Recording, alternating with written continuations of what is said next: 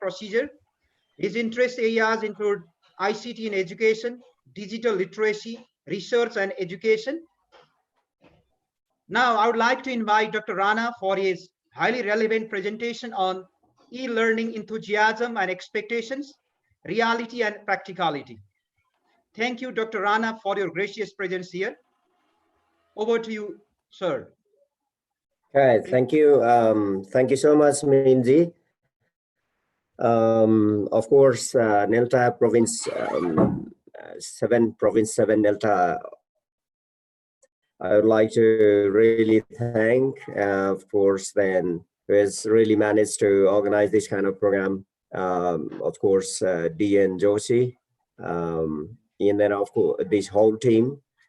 Today I've got so many friends online, and I would like to thank Pushpaji for your good presentation just before, and of course previous audio. I'm sorry, I can't remember the names. It's really bad memory. Ashokji was there, one of them. So they presented well, and one professor from abroad, he has done really good presentation. I was really enjoying. I think many of us, we've been really tired throughout the day, being online, sitting in one chair, sitting on one place. It's really hard time to enjoy. So I'd like to begin my presentation today. Again, I'd like to say namaste to everybody else before I start my presentation. Let me share my screen. Okay, just a second. Is it screen one? Okay, is it okay? So my screen. Yes, okay. fine, sir. Okay, it looks okay. Let me go to slide. I think it's going other way. No, it's wrong way.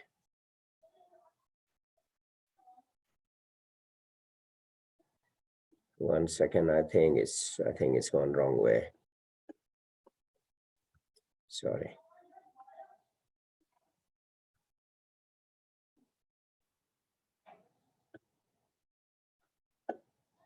Sorry, so I've got two screens, so I need to move it. So this screen disturbed me. Sorry about that.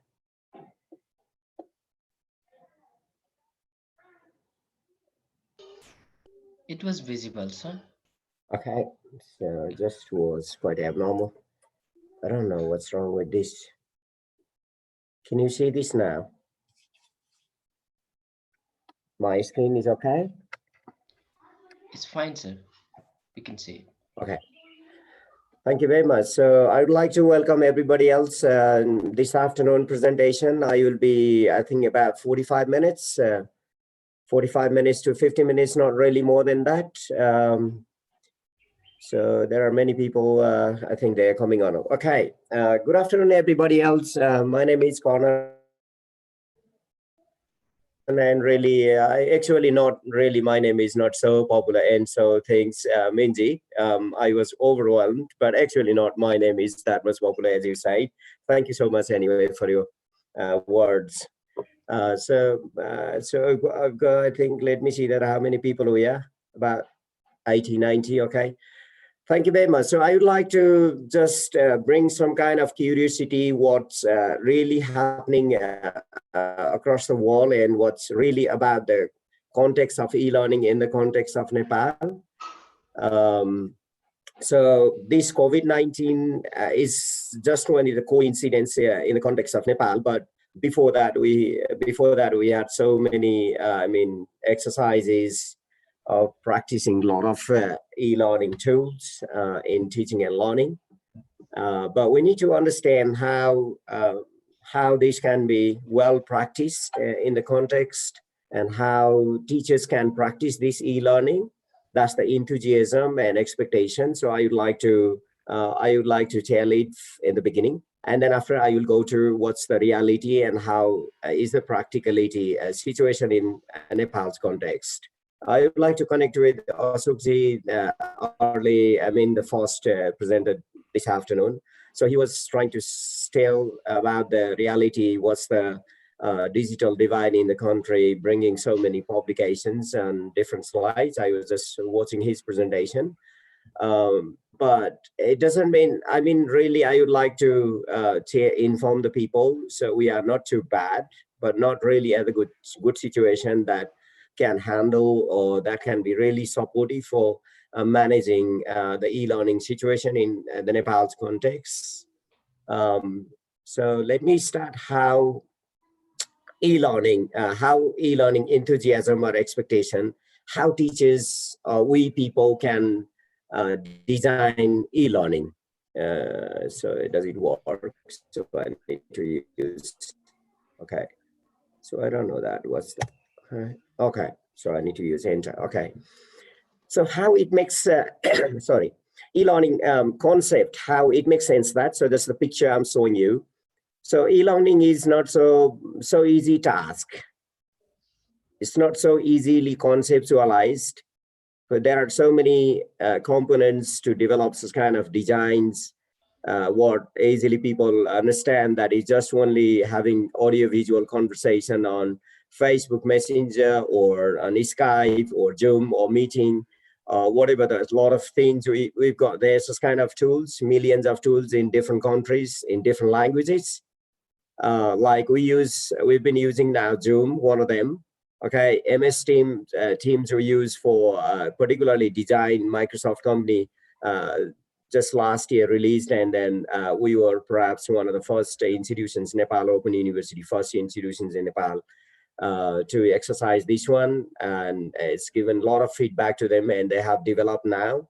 And we've been using this one, and Tribhuvan University, Kathmandu University, and many other universities or colleges, they have been trying to integrate this kind of tools in their teaching and learning exercises. So this is normal mechanism, what teacher, you and myself as a teacher, how we connect our students across the world. So beyond our space or the physical appearance, so we can design this kind of teaching and learning. So by using such kind of things. So these are some of the examples, but what we need to understand is minimum level of understanding of this technology. It doesn't mean that what you are going to design, you are not going to design Skype, we are not going to design Zoom, we are not going to design Messenger. So they are already ready-made Zooms. Using this kind of tools designed for certain kind of activities, certain kind of purposes or business or whatever they have been designed, but we can integrate them in our teaching and learning activities. So this, how we can connect teachers and students by using such kind of things, but the mechanism, what we need to understand, we were in the last week, what DNG's scholar organization. So I was pointing out over there. So if some of you were there, so we need to have minimum level of understanding of these technologies, not really how they are designed, but how they can be used. That's really the good understanding we need to develop in us as a teacher, as a student, both. So after the understanding, minimum level of understanding is minimum level of understanding is the literacy. So what technology does and what technology is useful for. So what we can do with such kind of technologies. So they are the basic literacies. We need to understand how they can be utilized, what may be the serious cases, the bigger challenges when we bring them into the classroom or beyond the classroom or in virtual situation. So we need to learn to handle these kind of things in a proper way or in ethical way, we say.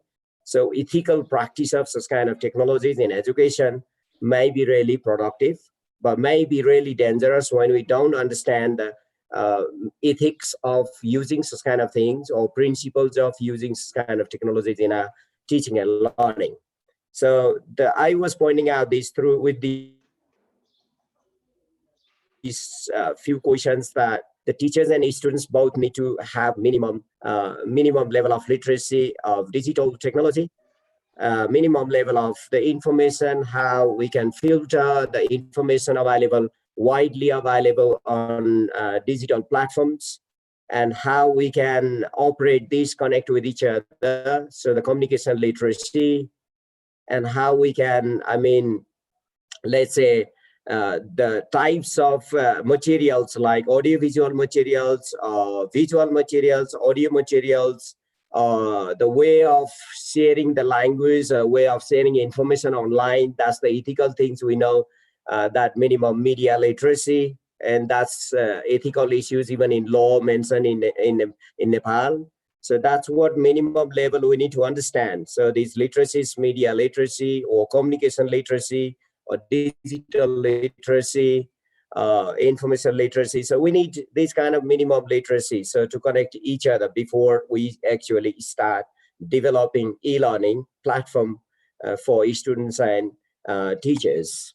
Okay, this is what e-learning concept is, how e-learning enthusiasm or expectation, what we understand the e-learning concept has been developed in the last 2 decades time, actually beginning of the new millennium. So by the end of 1990s, so many countries, particularly developed countries, Western countries, we understand Britain started using computer in classrooms in 1980s.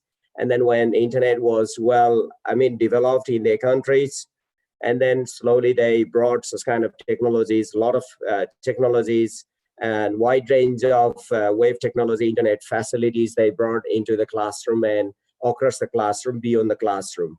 The earlier understanding of distance learning was quite differently defined after the identification and development of such kind of wave technology features or new features in education. It's not really they were designed for education, but many of the technologies are designed for many other business purposes. Let's say for the banking, let's say for the other kind of market sharing, or let's say for advertising many kind of products.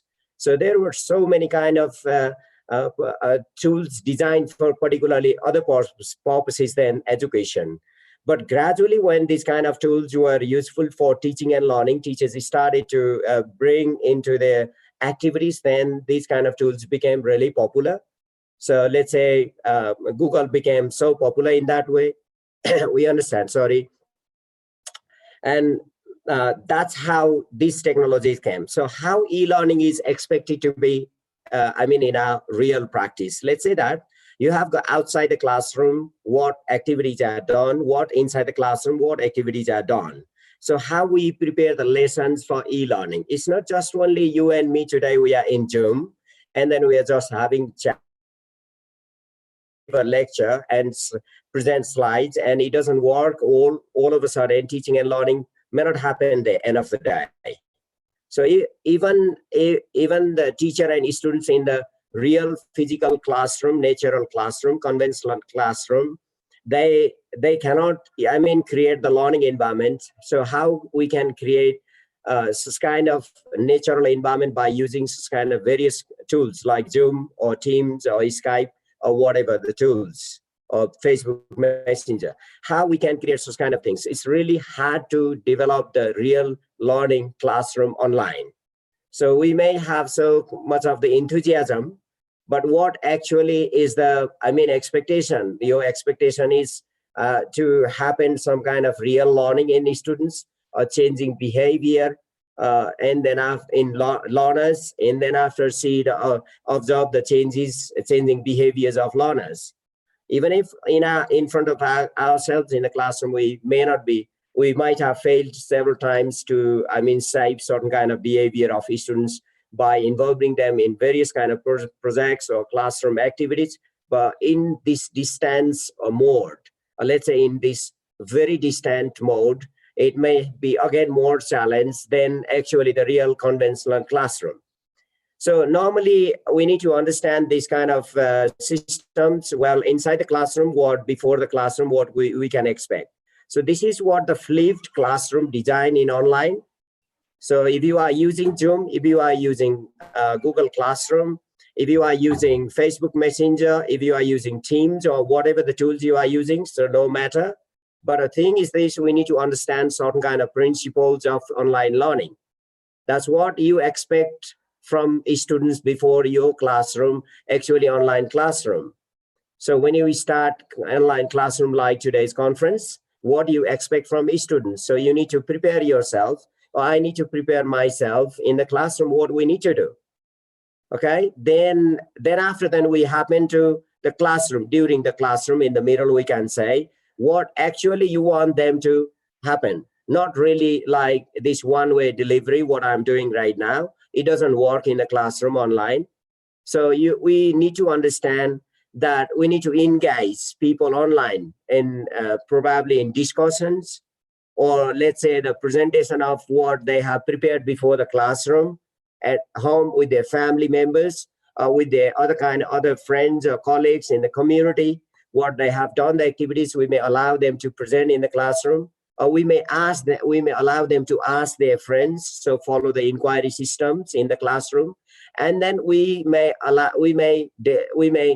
allocate some kind of homeworks or the projects, what we say. And then after the classroom, what they can do that. Let's say after the classroom, they go home, and then after they can prepare their own walks or explore their own resources available around them. If you have got the digital repository like e-library, so they can access from their home with if they have internet access, only it is possible. Otherwise, it's not really going to work. So this is what the minimum system of flipped classroom. So this flipped classroom is what we can design online. So only developing 15 slides and then coming to the online and delivering like me in the conference. If you do this, so it doesn't work in teaching and learning and e-learning. So we need to develop this kind of flipped learning classroom on the basis of this one. So this is how how the developed countries are practicing in West. And this is totally designed on the basis of, you might have learned, many of you, I don't know. So the Vygotsky's scaffolding system or proximal development, even if we are in distant. So that's a socio-cultural learning principle. So this flipped classroom is designed that way so that they can be independently working after the classroom or even before the classroom. So they come to the classroom and then after join together and share their ideas. This is how it works, one of the systems. Okay, let me go ahead. So how we can develop now. So that was the first principle, and same thing I'm trying here. So more specifically, this diagram may give you some kind of idea of designing flipped learning classroom. I mean the Zoom classroom, or the, let's say, Google Classroom we can use for the students. Okay, just uploading the text, uploading the audiovisual materials online, it may not work. That's the main reason we need to have during class.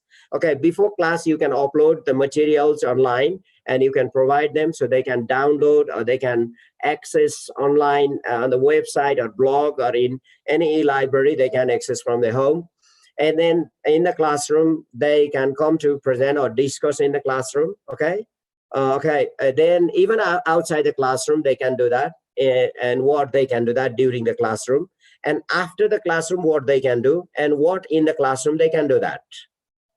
So this figure really gives the information about how we can design online classroom, e-learning platform or e-learning design, we can do that, okay? So this is what the practice in Western countries for a long time. Last 15, 20 years, they have been practicing, but it's really very rare in Nepal's context. Of course, they have been trying, but I don't know that how is the practice. I really don't know. We need to research this area. So if someone is thinking about how people have been doing these e-learning activities in Nepal, so somebody can do the research in this area. Okay, let me go. Okay, some of the things, what it allows. Okay, during the classroom when they come, so it allows the students to present their preparations and discuss or facilitate interactions. And of course, in the classroom, we are not going to do any lectures. So if we are bringing slides and giving lectures, so it doesn't work. So it becomes, I know that in senior classes, I don't know what's happening, but if people are misusing the time or someone's time, 2 hours, 3 hours time, they have been, I think, killing someone's valuable time just by presenting slides in the classroom for children, primary school children or high school children. or even senior university research students. Well, if they have been doing so, it may be really bad for them, waste of time probably. So non-productive, just listen, keep record and listen after this one, or many of them don't listen. If I want to give you the real example of Nepal Open University where I've been teaching, we've got 3-hour classes once a week. The couple of teachers in pair or individual teacher, they come to deliver the lessons for 3.5 hours or 3 hours or 2 hours. So if they have been doing, 3 hours whole slide presentation and lecture, so many of the students, like in 50 students group, they might just only keep the microphone the microphone, mute it, and then keep the records, and they may target it to listen the record later after the classroom. But many of them don't listen, I know this, because it's a 3-hour long class and record it online. So how long they can spend another 3 hours to listen that audio record? So I don't believe that many of them listen after that. They may try to listen some parts, but may not actually listen whole listening audios. That's a 3-hour material. So it's this kind of material, targeting, just making students lazy without involving the activity, just delivering lecture in the classroom and presenting slides. It doesn't work actually in our school lives or colleges. Now, how we can develop the lessons in this way? So in flipped classroom, let's see. Okay, this is what we can develop. This is postmodern collaborative learning strategy. So how social learning strategies can work that. Let me tell you how this is the principle developed in our project system. Now, let's think about this kind of school in the future. After, let's say, crisis, what may be the situation? We don't know this. So, okay, well, how we can transform our schools? Probably we can think this system.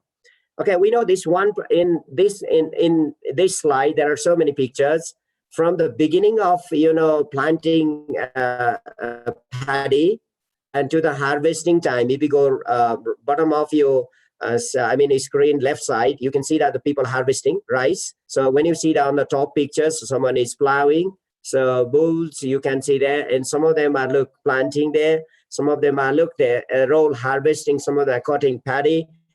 So we can see that this one man cannot do that. This is a scaffolding system. We can see that different people have different kind of skills. Let's say many females, they have been planting. Many of them are cutting the ripe, let's say paddy there. And some of them, 2 men just behind, you can see all the way far behind. They have been digging. So they know this what so many people have got different kind of skills. So this is the main reason in the classroom we can ask our children, individual children, what they have skills in their area, what they learn from their project, from their area, from their family, from their community, from the environment, and then bring them into one platform in the classroom, online classroom, ask them to present. So this kind of presentation, individual presentation, or let's see that group presentation if they have. So this will be really important knowledge building system in let's say modern learning systems. And then lastly we can have rice in our plate. Okay, so this rice, all of a sudden this rice, it doesn't come all of a sudden rice in one plate. Okay, so to get rice in one plate, it's really hard to start planting and then growing and then harvesting and cooking. So it takes a long time, 6 months time, to get rice into our plate. So this kind of system in flipped learning classroom, we can apply. This is what social learning. So let's develop this kind of schooling. I believe that, and these kind of practices already in saturation level in Finland.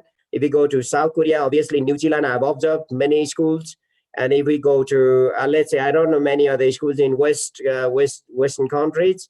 And Singapore is one of the examples now. So we can assess their activities or performance, what they have been doing there from their work activities. So we don't need the actually systematic the traditional kind of whole examination as let's say Finland has already started this phenomenon based. So this postmodern collaborative learning system is designed. System runs with the collaboration of the many people and many skills there, and to develop one thing. So many different kind of human resources are different kind of skills or knowledges are collaborated with each other. So this kind of knowledge or skills are, integrated and to develop one knowledge. So this kind of things, if you see someone's performance through this kind of structure, probably we may not need the structured 3-hour examination to understand the knowledge and skills somebody has developed from the ground, from actually classroom learning, from the social learning, whatever it is. So this is what the already started in many countries, particularly in Western countries. So let's see what happens in the context of Nepal in the future if we are thinking. So let me summarize how it works, okay? So how we can plan now, okay? If we are planning to teach our students now, they are not in a school physical classroom, but they are at home now. If possible, in your community where they have the digital technology access, and now we can design this kind of inquiry-based learning. So that whole social learning principle follows this inquiry-based learning. You can see this. So allocate tasks like learners to prepare for the classroom through Moodle. Moodle is just example. You may have Facebook inbox, let's say that group, Facebook group, or maybe email, or maybe let's say any other repository online blog. So you can disseminate there, or you can upload your content, either audio or visual, or let's say print material, digital content, or PDF files, whatever the old documents. So you can do that. Okay. Then secondly, what it follows is provide a lot of materials like audio visual based, this kind of things there, and then allow them to present their presentations on virtual classroom. Okay, when they find these kind of materials online, so they can prepare after your certain instructions and they come to present in the classroom. Actually, they do present, not the teachers, but they present. So teachers can facilitate. The teachers are not really the traditional kind of teachers, but teachers are facilitators. Okay, we can facilitate what they do that, so we can, work with them. So help them to present and make meaningful presentation. So that teacher can do that as a moderator. So then next step after this one, that you can allow them to ask questions each other, like we present here, but we are not doing this kind of inquiry system here right now in the conference. Normally we don't do that in conferences, but in the classroom we do this. Okay, we can allow the students ask question, raise a lot of questions when somebody presents or when somebody does. So that's what it can go there. And then after this one, after the presentation, probably then you can assign further tasks for the expansion of knowledge. So this kind of activities after the presentation, so discussion, inquiry, so they can develop some kind of knowledge and then expand their knowledge learning. So we can support with some kind of questions, some kind of supportive materials, some kind of instructive guidelines. So this may be really helpful for them. And this works to give them regular concrete feedback on their written task.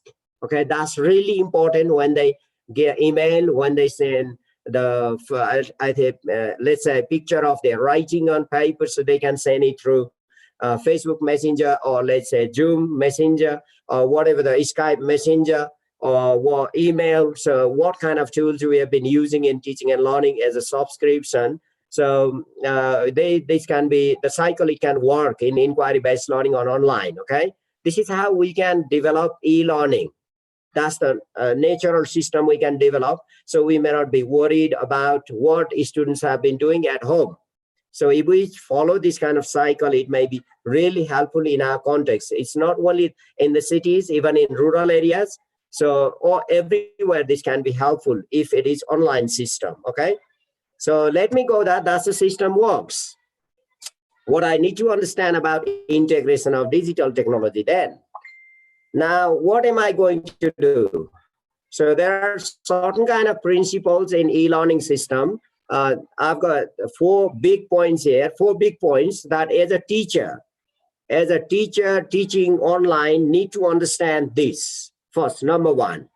Okay, when I'm teaching online on, let's say, Zoom or on virtual mode, so what I need to understand is, so I can give tasks through various digital tools like Moodle, MS Teams or email, Google Drive, Google Doc, Messenger, mobile text, whatever it is, okay? Or on radio or on television, whatever it is, okay? But really, I don't ask them to study about these tools. If you ask about them, if you ask them to study about Moodle, this will be really worst thing, because we are not teaching about Moodle. We are not teaching about MS Teams. We are not teaching about Google Drive. We're not teaching about Facebook Messenger, but we are teaching content there. So that's what I need to understand, very important thing. So I want to go next point, what I need to understand as a teacher, okay? As a teacher, I really need to understand this, that okay, I provide them audio recordings like videos or classroom lectures or digital pictures or electronic books or journals, whatever. So what kind of blogs, some pictures, or online surveys, or online forum discussions, etc. So I provide them this for learning, as a learning material for them at home. So they can download it or they can view online, so, and then after they can prepare lessons. But I really don't ask them how they are designed. So if I ask them how these videos are designed, how classrooms are designed, how digital pictures are designed, electronic books are designed, so I may be, going wrong way. So just we talk about the content, not really about these kind of tools, okay? In e-learning, we don't care about this one. Who talks about this one, how video is designed, how the coding is developed, how classroom coding is developed, how online surveys are developed. So that's not the matter of teaching in the classroom, but we teach them really content through this kind of tools by utilizing them. So our job is to integrate them in our teaching and learning. So the third one is, again, I ask them to email these kind of assignments. So they can email to me, and then I've upload assignments on Moodle or Dropbox, whatever the digital tools we use. And then, but really, what I don't do is I don't ask them how these systems are designed. So how email is designed, how assignment is gone from my laptop to your laptop, from my mobile to your mobile. So it's not the matter of teaching. So it's the matter of teaching is, let's focus on the contents. And the last one point, what I really don't do as a teacher when I'm teaching online, what I do or teaching online is, let's say, I ask them to design online surveys so they can make quiz, they can make, let's say, they can do the quiz, okay? Then after that, they talk to each other and they play games online, but how the games are designed is not the matter of things with them, okay? So they can do that. So this is advanced level, maybe high school, not really in junior, but high school or senior. So they can develop this kind of monkey things, these tools they can use and develop the quiz, or let's say some games, content games, they can do that, spelling contests, whatever, they can do that. So, but I really don't ask them to explain how the tools are programmed, okay? How these tools are programmed, how they are coded. So that's the IT person's work, not my job.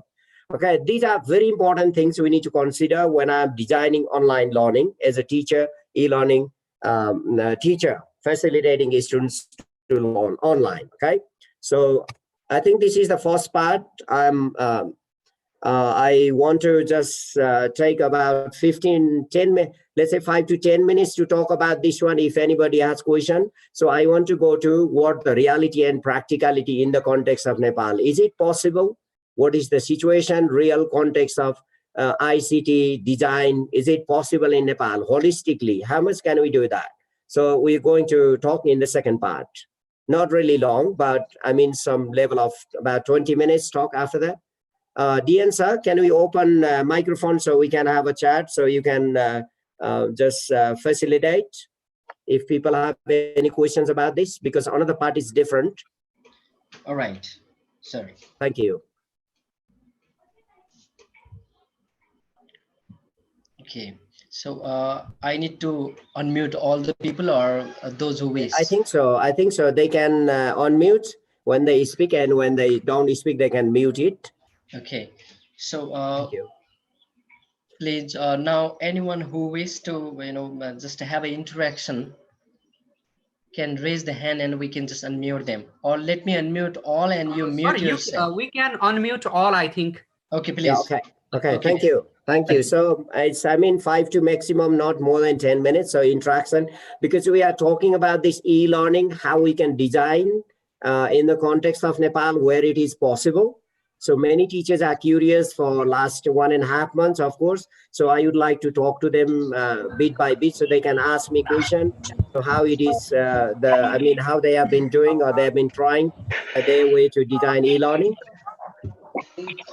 Dear participants, you all are unmuted. Please, if you don't have any questions, you mute yourself. Those who do not want to ask questions, please mute yourself. All right. Yes.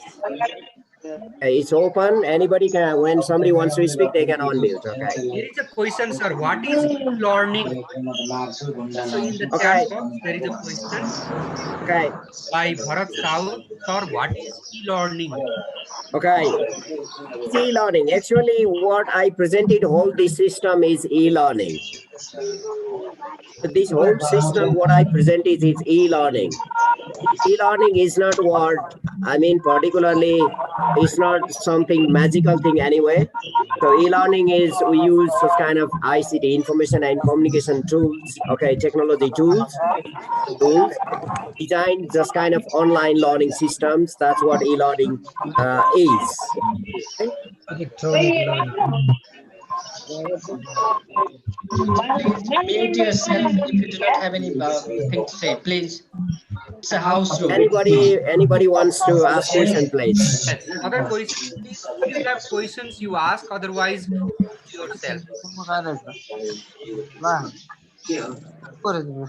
Free to ask any question, so you don't have to be, I mean, particular. It's really common time to speak open time, so you don't have to be really raising a standard question. It doesn't mean that. So we can have a chat, so kind of chat conversation to understand what really it is and how we can design relevant to this one. Anybody? Yes, sir. There is a question, sir, in the chat box. Yes. Is it possible to launch in Nepal in the current time, sir? Maybe e-learning or say any kind of virtual learning platform by Basantarita. Okay, Basantaji, thank you very much for your question. So your question I'm going to answer after this, because I'm going to present whole scenario of Nepal. Is it possible or not? So this question will be answered at last. Is that okay? Okay, thank you very much. Any other questions? So relevant to this one, how we can design e-learning.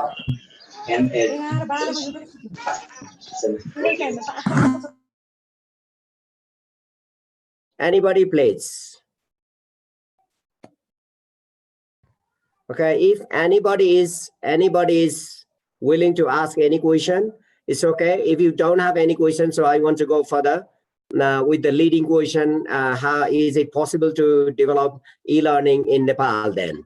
So I will lead this little bit more about 15-20 minute presentation about this. Okay, anybody? No, There nobody. are two questions, sir. Is MPhil in Open University Anybody designed raising question? the same way by Tika Tamang? Okay, Tika Tamangji. Okay, Nepal Open University is designed in that way. Yes, of course, yes. That's how we have designed, because this was naturally developed that way.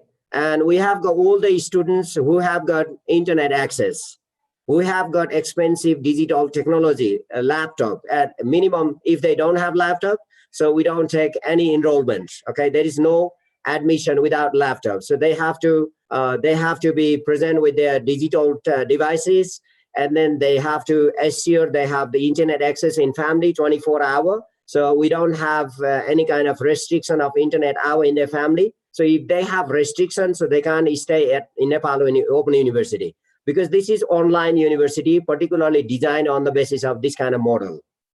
We have Moodle to, I mean, share the works with each other. And we have Teams, Microsoft Teams. That's the first one, Nepal Open University in Nepal, first time subscribed in Nepal. So this has been really a powerful tool. Last year, we used to use Skype for Business. And before that, we used to use Blue Button. And from Blue Button to Skype for Business, now we have shifted to this Microsoft Teams. So Microsoft Teams is really high advanced technology, much more than any other earlier technologies we have used. So these two are the basic tools we have been using, and we have got own backup system. I mean, we have got own hard drive, university's big backup system, where we back up all kind of works of the students, all thousands of students, they work online, and we back up that in our storeroom. We have got big backup system, okay, server. That server is there, and in Nepal Open University, including this is our local server, and then we back up, another backup is there at Nepal's data center, Singha Darbar. We share that, we pay for this one, and then these two servers working for Nepal Open University. Sir, there is one query by Parsu Shrestha, sir. As Yes, the coordinator of Open University, what future do you see of e-learning? Will it replace the traditional way of learning? Okay, so this question I'm going to answer really after this presentation, but I would like to say something about this right now. Thank you very much for the good question, but actually it is not going to replace. We are not going to replace conventional classroom, okay? So the conventional classrooms, these cannot holistically replace the traditional classroom.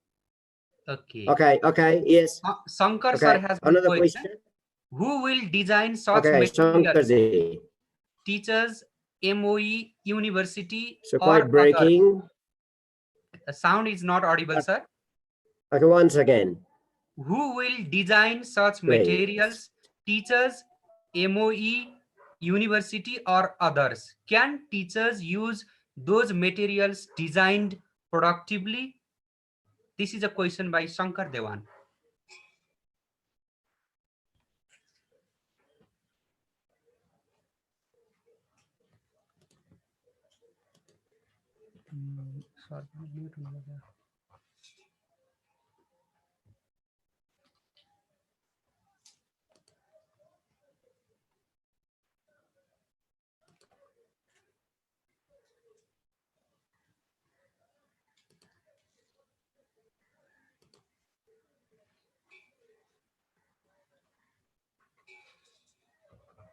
What happened? Okay. Back again. So unfortunately, there was something wrong going on with me.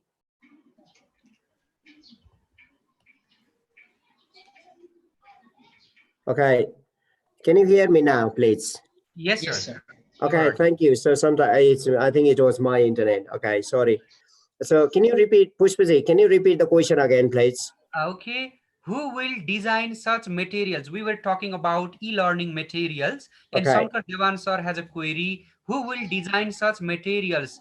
Teachers, Ministry of Education, university, or others? Can teachers use those materials designed productively? Okay, thank you very much, Shankarji. So nice question, fantastic. Actually, we as a it's university, of course. Then in university we don't have any fixed material to learn. We've got wide range of learning materials across the world, so online. So we explore a lot of digital content online. But unfortunately, we don't have that much big library at the moment. Recently, Nepal Open University had just, signed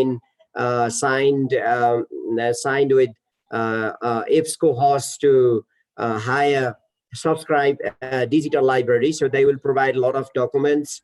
But at the moment, we've been doing the materials what's online open. So it's not the Ministry of Education what it designs, or any other body in the country designs digital materials.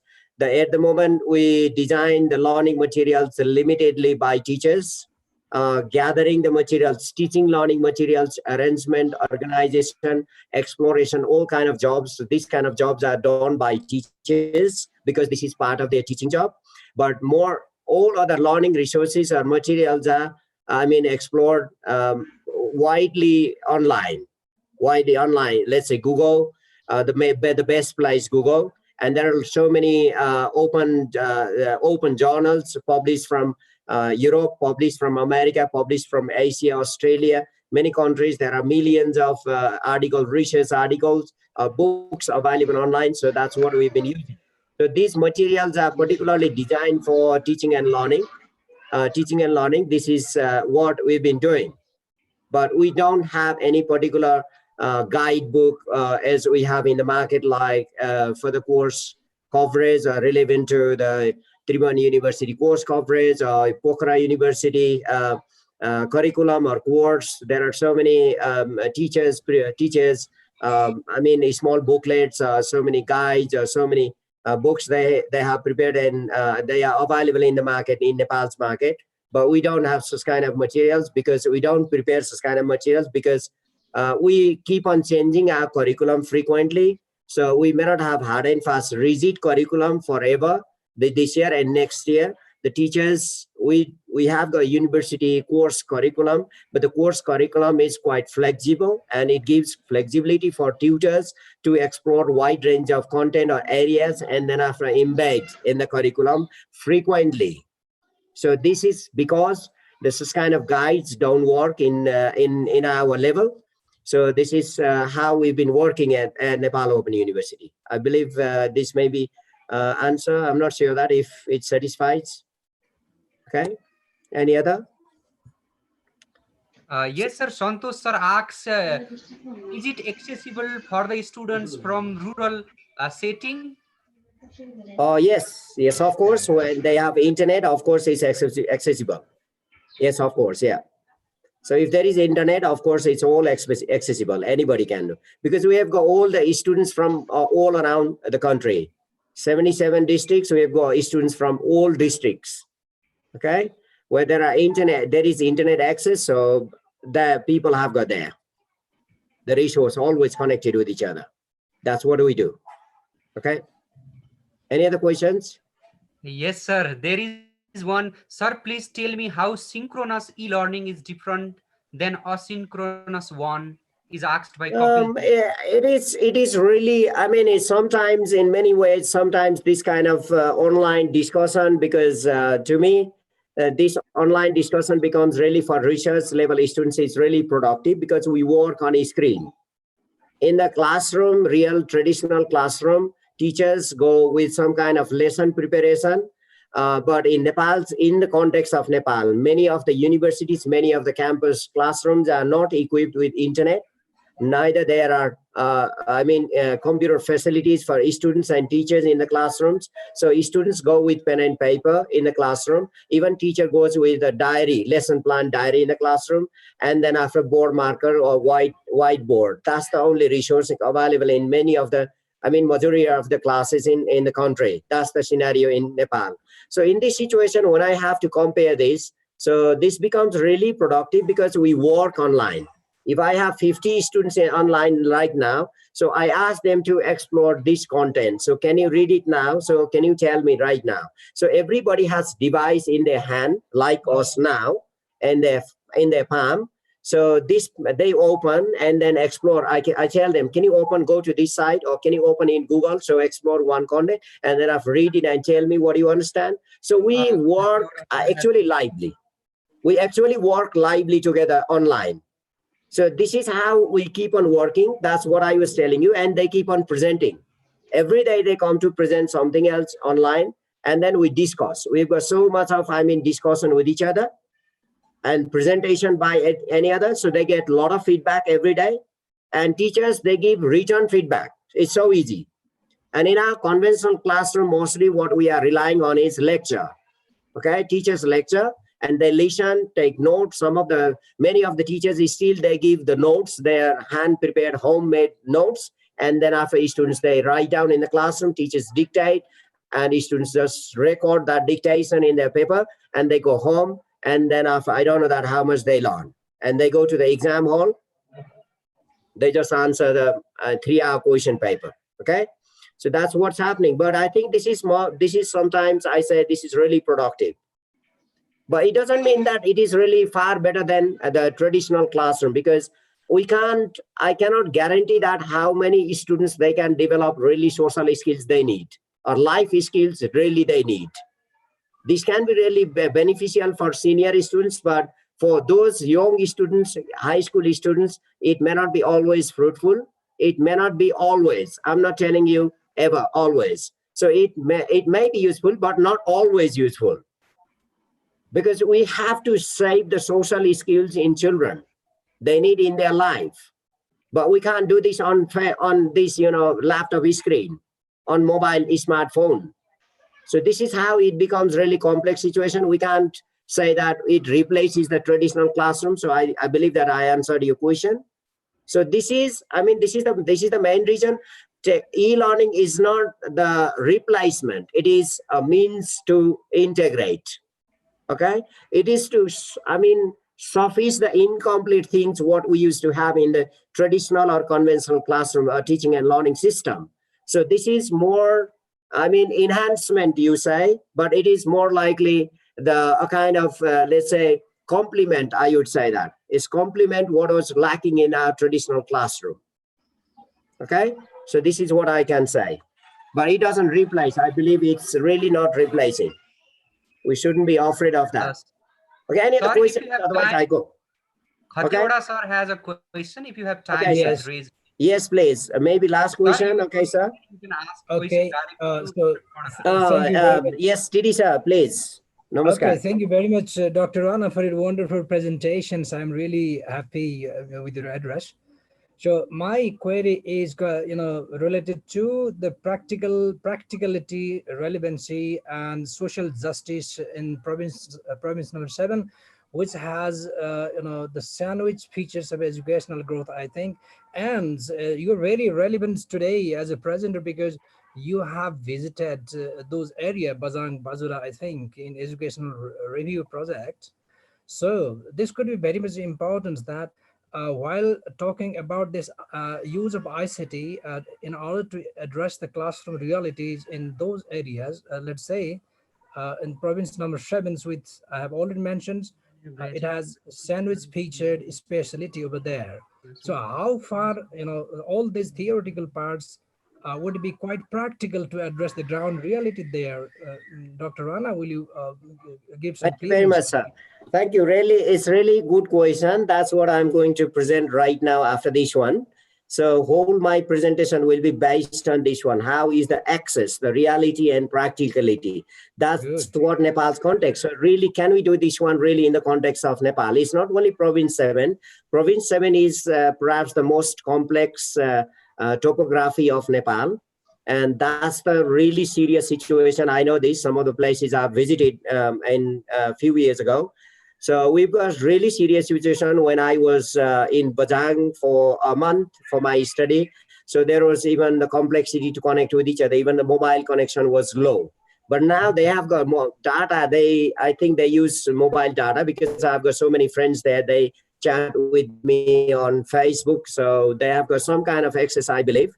But actually, it may be really complex situation for many reasons. It's because of internet access, the first one.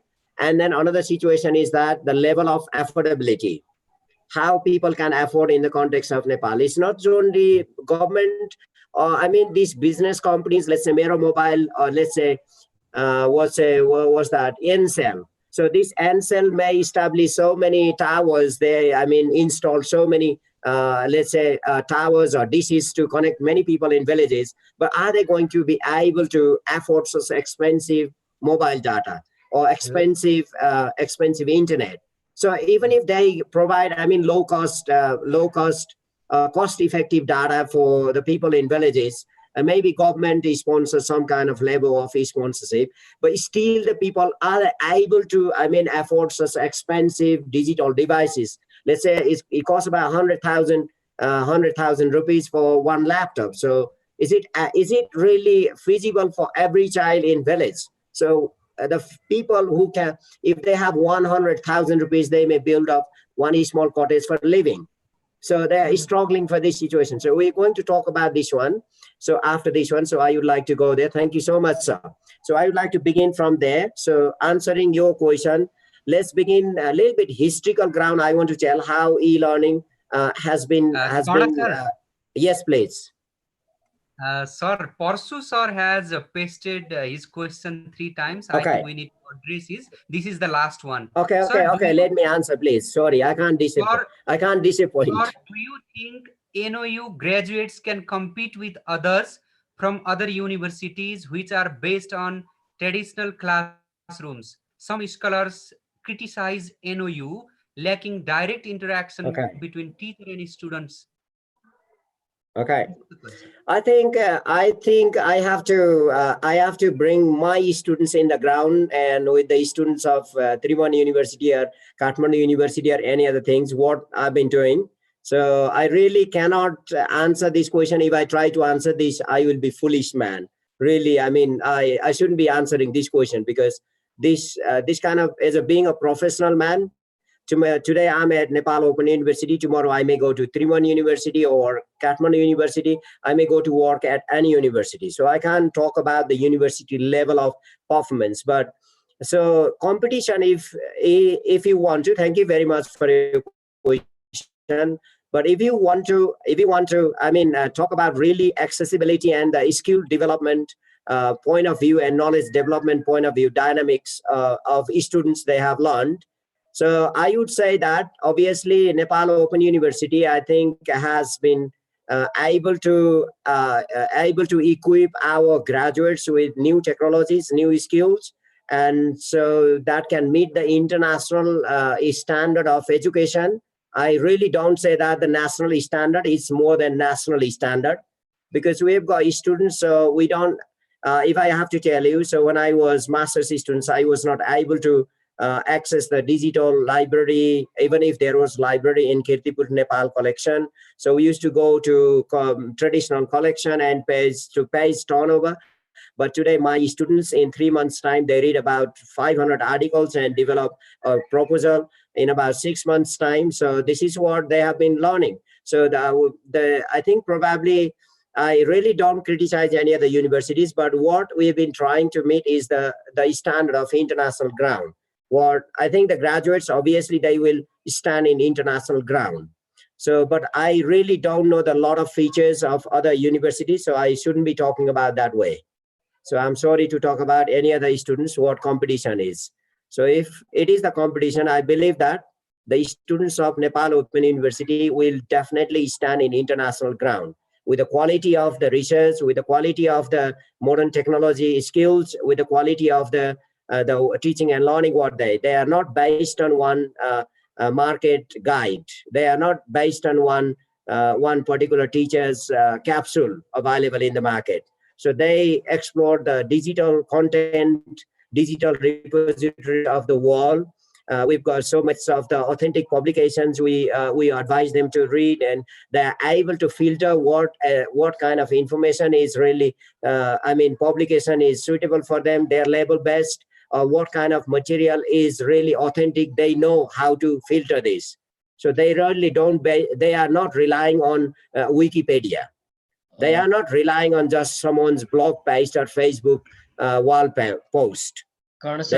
They have developed the knowledge that level. I believe that. Okay, sir. Yes, please. Sorry to interrupt you. Our time is 10 minutes more than that.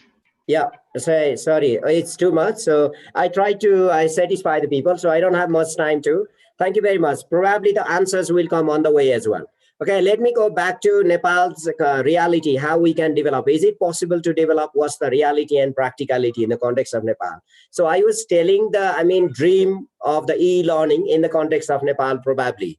So let's see that when internet, let's not go really the deep history of technology development. 1971, first time we used the big computer in Nepal for processing census data, raw data, and then gradually we came to 1993 when first time internet was developed in Nepal, and then only slowly this has given some kind of scope of using internet facility or technology in several other fields, not really in education. It was not targeted for education. It was targeted for business, economy, and any other technology was that way connected with so many sectors beyond education in Nepal.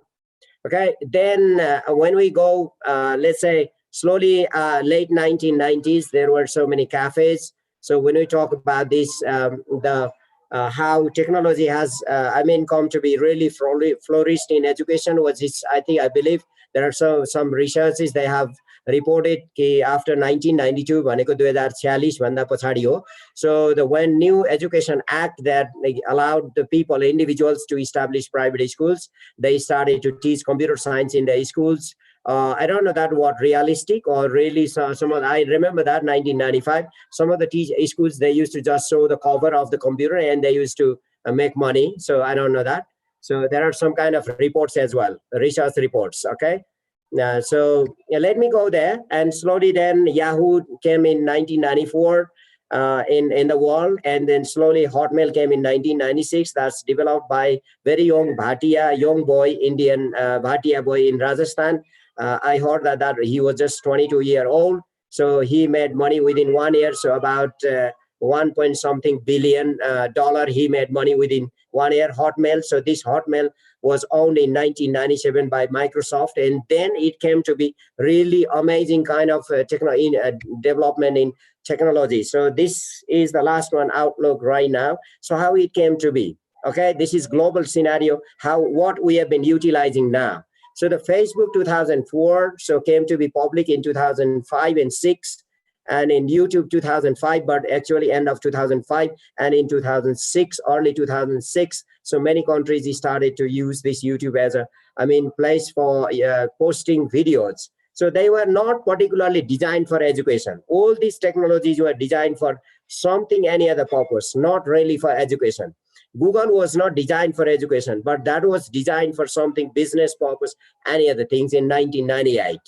So, but after this one, when these kind of technologies were developed, then now begins the situation in the context of Nepal as well. So,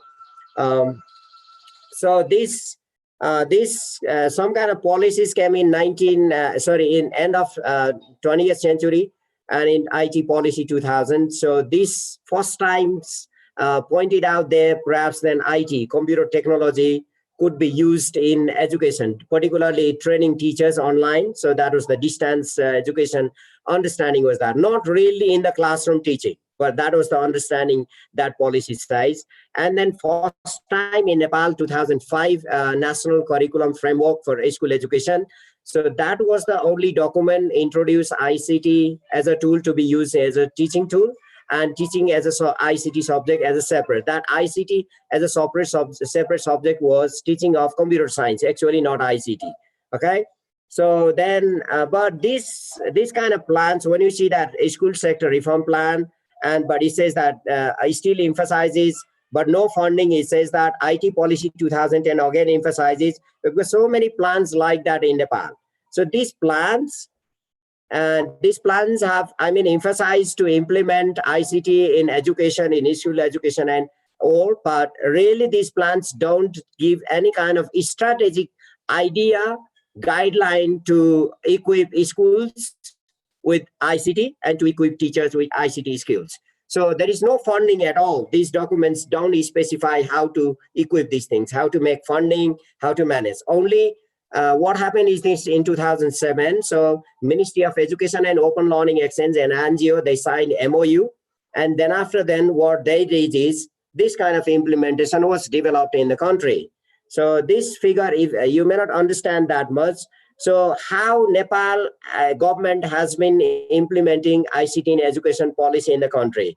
So there is policy, of course, then how it has been implementing. So let me give you some kind of circles. If you see this, so in the slide, so Nepal government even prepares develops ICT policy, has developed ICT policy with the help of foreign aid, foreign ideas, foreign experts. And then it does what it has got traditional, our existing system, ministerial education system, curriculum development, teacher training, or let's say other material development, all kind of things, government system is there one side. And after MOU with MOU with NGO, so what it happens is that NGO implements Nepal's education ICT in education policy. If you see this, the second one circle down the bottom half of this figure, you can see that ICT policy, who implements, not really Nepal government. So NGO does.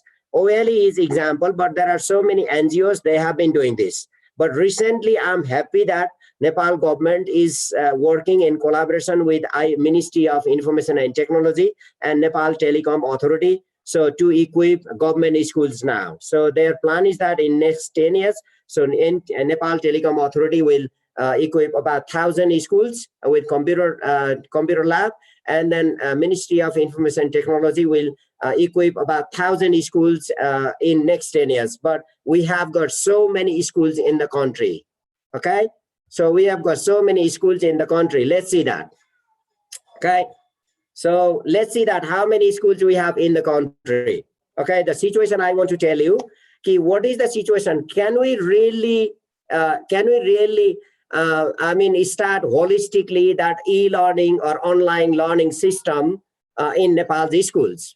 We've got this is 2017 education figure record. Total schools we have got 35,601. Okay, so when we go to government schools, only 29, let's say 29,035 is government schools are there. I don't know how many now. So let's say private schools, 6,566 whole over Nepal. If we go to province 7, there are private schools about 509, and then government schools about 3,560. And altogether, these schools are there.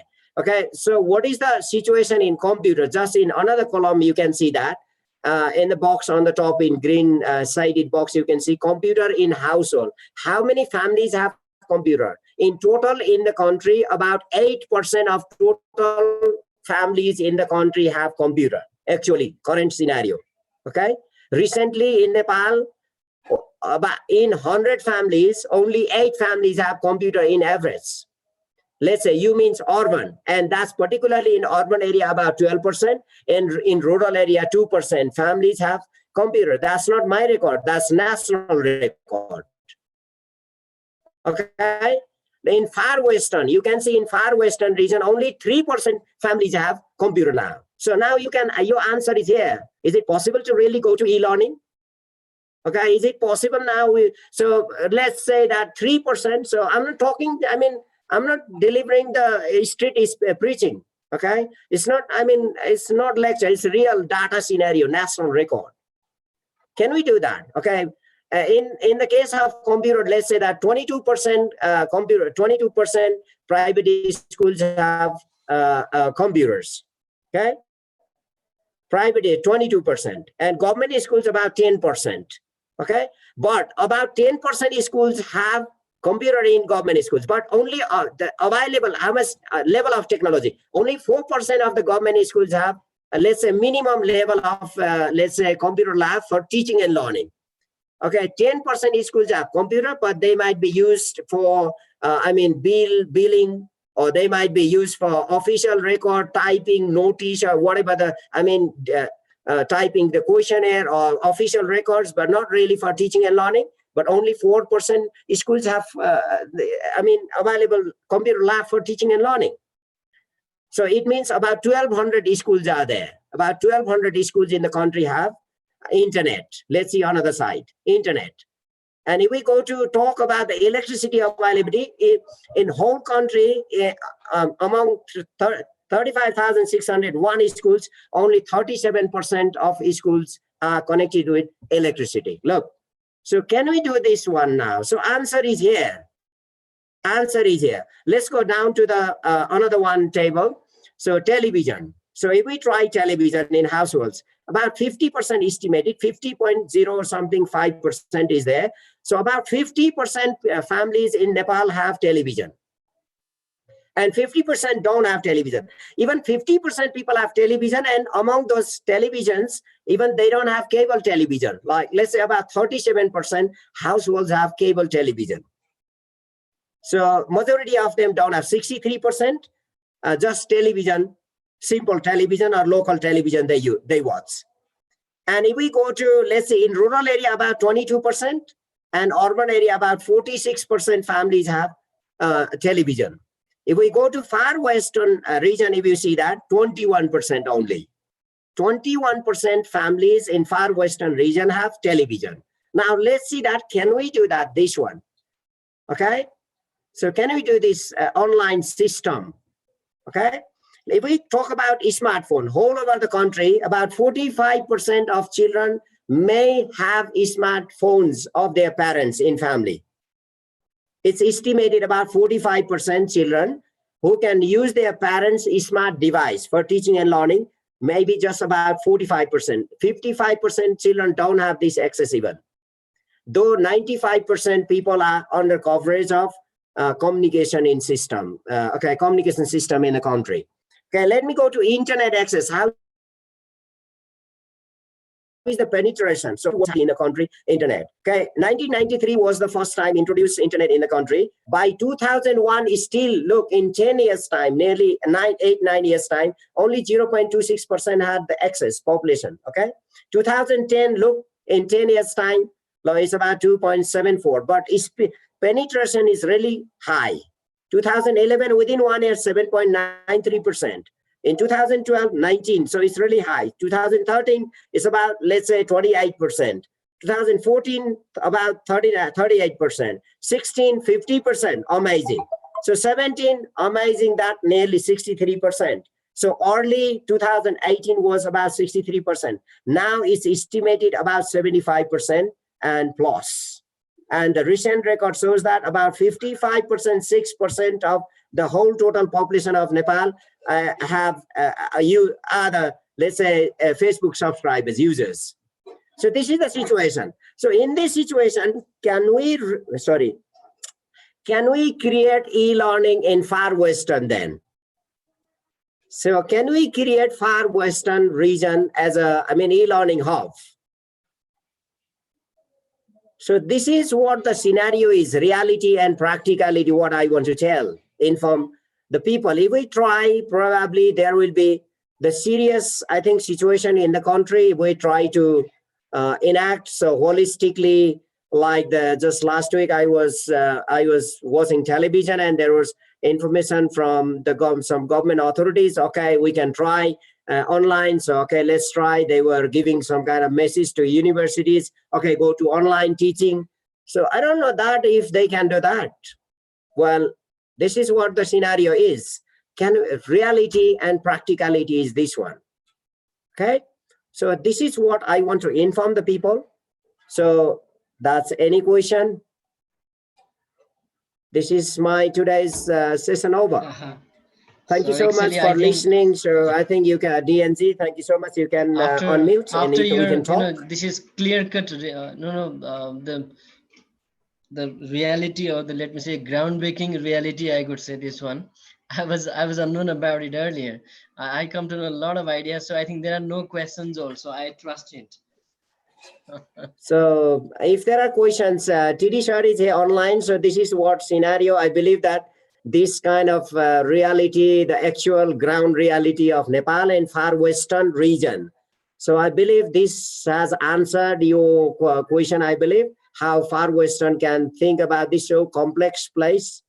But it does not mean that I'm not telling the people to not to use this, but where it is possible, so we can utilize. We can try so many ways of things. We may try television where it is accessible, where it may not be everywhere. So where television, we can do that. Where radio, we can do that. Where Facebook Messenger, about 50% people use Facebook in the country. And this is one of the most common applications in the country. So far, the record shows. So I think people in the villages, even cities, so we can try in so many ways to engage at some level. Best we can try. So if we go holistically, we may be creating some kind of problems, issues in the country more than the previous situations or previous education system. Okay, thank you, DMZ. So any questions? So I'm ready here. Okay, thank you so much, Dr. Karnana. The information that we got, I believe personally the queries I had earlier have been answered now. So I do not have any query. Thank you so much. So thank you so much. Anyone has any query, please, we'll put very short and sweet. Yeah. And because after 10 minutes, I've got a meeting. Yes. Yeah. Yes, please. Are we still 10 minutes to answer the questions if anybody is willing to ask me any questions or curiosities?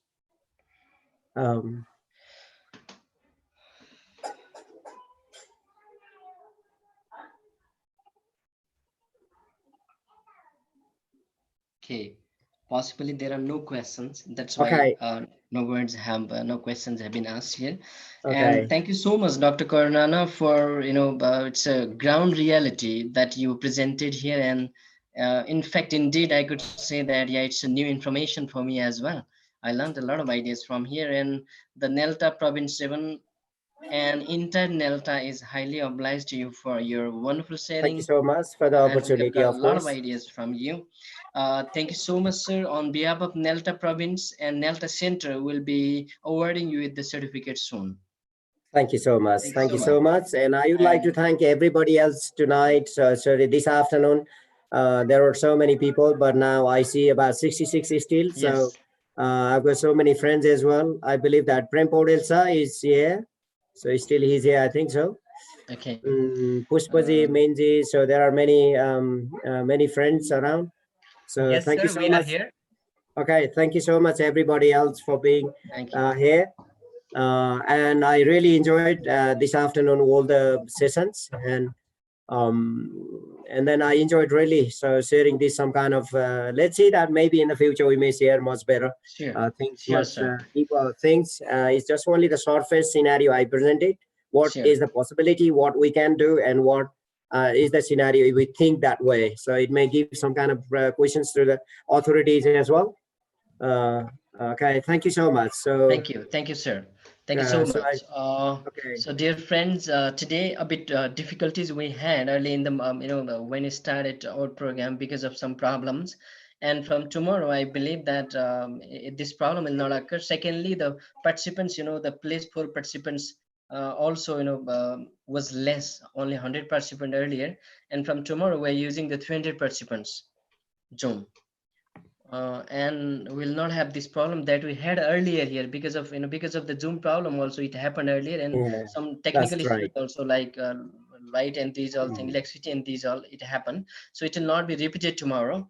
And even the our Nelta province chair is here. He's listening from there. Ramji Hamal sir, anything to say? Ramji sir.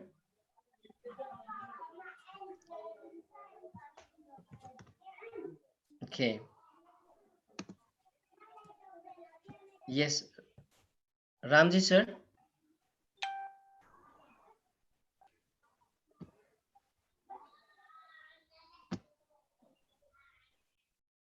All right. Sir. So Yes. yes, sir. Yes. Please So share I it. did the work. Yes, I did the work, sir. As you said, I couldn't attach the photos of the Okay. presenters, Okay. but I texted it. Okay, thank you so much, sir. And tomorrow, now from tomorrow, we have not such hectic schedule as we had today. As we Yes, started at 12:45, we had this sort of rush here. But yes, tomorrow we have two sessions in the morning from 10 to 11, yes, sir. and two sessions will be in the evening 4 to 6. Okay, so everybody, if we can really send this new schedule, new time, so it Yes. would be better. I think so. Yes, so tomorrow we have four sessions. Probably four sessions will be there tomorrow, and first session 9 to 9:55 will be by Deborah Hille, TESOL Yes, president. yes, Second session will be by Bishwaji from USM Relo. Third Rello. session will be by Motikla Subbadevan, Nelta president, and she has different topic here: the teaching literature in virtual environment, a structural analysis of Dr. Foster's. This is Okay. was what her title is, and the fourth one will be by Ramnita Sarad. She Yes. will be talking about the English classes post-COVID, Yes. Okay. building perspectives and facing the challenges. This is what her title is. So these Okay. four topics we have tomorrow. First topic will be dealt with by Deborah Hille. Hille Okay. from 9 to 9:55. So hope we'll 9 to spend 9:55. 9 Okay. to 9:55. So fine. So still we have the attendees listening to us. Yeah. Fine. So yes, tomorrow we'll be having will be more scientific. I believe so. Good, sir. So once again, verbally, I would like to congratulate. I would like to thank all the NELTA members from provinces to districts and center. Thank you very much. You attended, you made it success. It's wonderful. and definitely our DN sir, it was you that who really made it happen. Thank you, sir. Thank you so much. No once Gunaji is here. Gunaji, are you there? Yes, sir. Co-host, I think. think yes. Guna sir, Yes. yes. I'd Gunadas like sir is to there.